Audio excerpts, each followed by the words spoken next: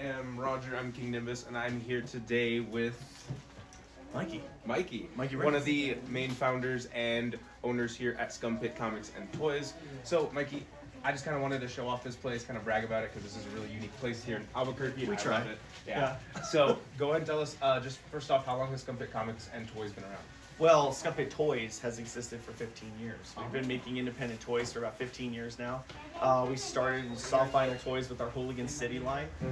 And then from there, we went to Cultus, which is probably our flagship line at this point. We do toys for bands. We do toys for independent artists. We're a small running toy company. It's nothing huge, but it's just something to help people get their, use the platform in the best way possible.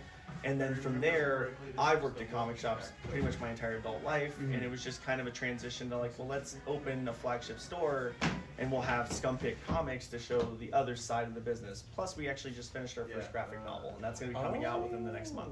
Okay, sweet. Let's go ahead and move over to the Cultus area, and we'll go ahead and talk more about the specific brand and like the kind of genuine and authentic stuff that you guys do. Yeah, let's do it. Sweet. What is something that you guys enjoy the most about Scum Pit Toys compared to like more larger brands like things like Amazon or Walmart and those like larger corporate kind of toy things? Personal experience and community. Like I don't do this to make money. I do this so people read. I do this so people can have a place to be passionate about the things they're passionate about. If you love Thundercats, come in here and talk about Thundercats. If you love Star Wars, come in here and talk about Star Wars. The whole point of a comic book shop or a toy shop is to share in the things that you love with other people who love them. So for me, I think that we try to put the community aspect of it first, and then that way we can just kind of give everybody not a safe space per se, but like a space to share, Yeah. So just real quick, what is Cultus? Because I see a bunch of the various Cultus toys right here. In fact, I have one. In your pocket? Yeah, this is the one I used in that video a couple weeks ago. I love solid this. Yeah. So Cultus,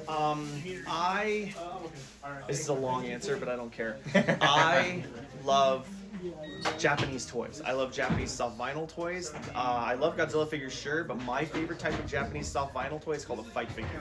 And they were started by a musician named Take Shit or Takashi, and he created a toy called the Fink Shit, and then from there it became this like almost like visual communication system for other people where they were like, look, you did this, well I want to do a toy to fight your toy. And then all these guys made these like 4 1/4 inch toys that all fought each other. They're all like 3 points of articulation. And when I found them, I fell in love with them, and I have tons of them. I have a giant fight figure collection. When I decided I wanted to try and make a new toy line outside of Hooligan City, I was like, I'm gonna make a fight figure because I want to make a fight figure. And all my friends were like, oh, don't make fight figures. They're kind of played out now. Like they've gone. Everybody's doing different stuff now. Do different stuff. And I was like, no, I love fight figures. So I took my love of fight figures, my love of like black metal and doom metal and dark fantasy, and I just kind of was like, all right, let's smash our hands together and see what comes out of it. And for me, like everybody had done like hand-to-hand combat fight figures. So we had boxers, we had wrestlers, we had karate guys. I was like, well, let's do the next evolution of a fight. And what's the next evolution of a fight? It's a battle. So I was like, let's go swords, sorcery, and just like kind of elevate everything. So from there, and that's literally the tagline for Cultus in my head. I'm always like, it's not just a fight, it's a battle. So awesome. Cultus has existed for about 7, maybe 8 years now. We have about 17 different characters in the roster. There's multiple different pieces. Everything is modular, so you can actually take arms from other characters, put them on other characters. It's very akin to like say He-Man, who uses a buck system, and the He-Man buck system is like like perfect examples like Beastman is orange. You pull him in green, you flock him, and now he's Moss Man. Same character, So you can kind of do the same thing with Cultus, where there's different arms and different pieces, and if you switch them around, in theory, they could be a new character. So we're doing a lot more with that. We're actually working on trying to make Cultus into an in-house line exclusively, and no longer selling it online. So that way you have to come to the store to get your Cultus figures. I love it. But personally, Cultus for me is basically just like, I always just to dumb it down for people. They're like, what's the toy line? Like, it's just short answer: black metal He-Man. There you go.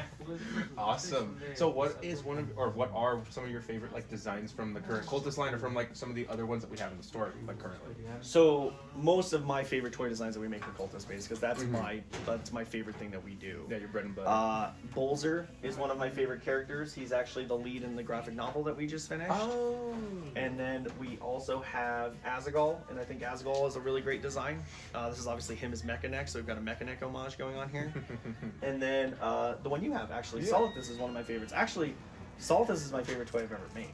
No, I honestly love him a lot. That's why I got him. I was like, he's a rattlesnake. I love the Southwest. He has a little rattlesnake hand. See, it's funny because it's all those things. Yeah. So like for me, it's like my love of like where we're from, the Southwest makes it a rattlesnake, right? My favorite faction in He-Man is the Snake Man. And then on top of that, like one of my favorite artists is Pushead, and he does skeletal everything. So I was like skeletal Snake Man, and then I wanted play features. I wanted him to be more playetic than any other toy we made. So adding in that rattle hand and then giving him the neck pieces to give him a little bit more of a sense of expression. Yeah. So he's actually 1, 2, 3, 4, 5 POA, which is kind of rad to make a 5 POA toy. We hadn't done that yet really at this point. Outside of like, I think the Hunter X, which is our big, not a Sentinel, Hunter X robot. And then other than that, yeah. So he's near and dear to my heart. Sweet, awesome. All right, well, let's go ahead and move on to the comic side real quick, and then do we'll it. go and finish it Yeah. up. Just what are some of the main publishers you guys carry here at Scum Pit Comics? All of them. But to be clear, DC, Marvel, Image, Dynamite, IDW, Dark Horse, you know, all the big mainstays. ones. Yeah, we get a lot of the newer indie stuff too. So we get Mad Cave, we get Boom, which is I guess kind of upper main at this point now. But like yeah, we love indie comics too, and we make indie comics obviously. So for us, we're gonna carry anything on the sphere as long as we think it has something to it that'll pique people's interest. Gotcha. So, what are the different kinds of comics you guys have? So, I see, like, I think if I'm correct, these are trade paperbacks or trade issues, Yeah. and we have like the main trade. We've got our floppies, our singles, whatever you want to call them, right? Yeah, They come the out every floppies. month, and then we've got our collected editions, trade paperbacks, whatever you want to call them. We get those, you know, at probably every quarter. A book will do a trade paperback or something like that, maybe every 6 months, depending on the book. So we try to carry a lot of different varieties. I'm very much a trade first store. I think that reading and trade is very easy and it's very accessible to new readers. It is, yeah. And I put new readers, you know, in the forefront because I want people to keep reading. I want people to be interested in comic books and learn more about this fandom specifically in this community.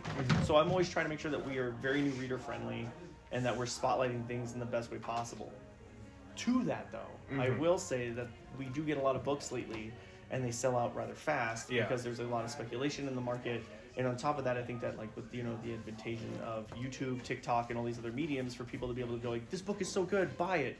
People are spiking those sales here and there. Things like Dork, that was that book, that Nectar book that came out last week. We have all these books that are hitting spiking moments, and I think that the key to not missing out on stuff like that is coming into Scum Pit Comics and opening a Hooligan Club account and getting discounts and getting, I was just incentives. about to ask, what are some services that you guys offer the customers here at Scum Pit Comics and Toys? So the Hooligan Club offers you 15% off all your books, and that doesn't just include your monthly subscriptions. That includes trade paperbacks, that includes back issues, and basically any paper goods. Even if you get like a key issue, we still give you the 15% off. You also get 10% off toys, except for certain toys that we have licensing deals with that they don't allow us to do the 10%, but that's very minimal. And then other than that, you also get what we call our quarterly club book. So every 3 months, we give a free comic to the entire setback so that the setback is all reading the same book. And that way they all get the opportunity to talk about it. And so like if you run into another Hooligan Club member, you can be like, oh, did you read X? Because I read X, because I know we both got it because it's the club book this quarter. So that's, part of that is for community. Part of that is just to like as a thank you to our customers for choosing us.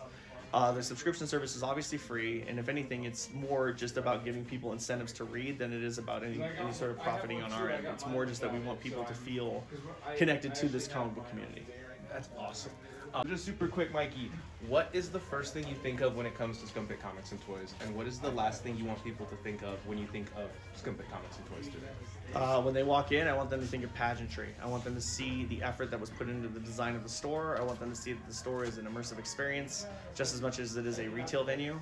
And when they leave, I want them to feel community, and I want them to know that we are not just trying to sell them things, we are actually trying to create and establish a real connection with every person that walks in here because we care about our community and we want people to enjoy the hobby that they're taking part in. It's not about money, it's about creating a bigger sense of, hey, it's not just me at home reading my comic books and putting toys on a shelf. So that's pretty much my mission statement. I don't really, I'm not really motivated by money. It's just obviously the store needs money to keep going. I'm not gonna be, delusional about that. But I definitely wanted to be clear that we don't put that first. We are probably the best price shop in town in terms of how we price everything, and it's because we want to make sure that people know that we're not here to take advantage of the customer.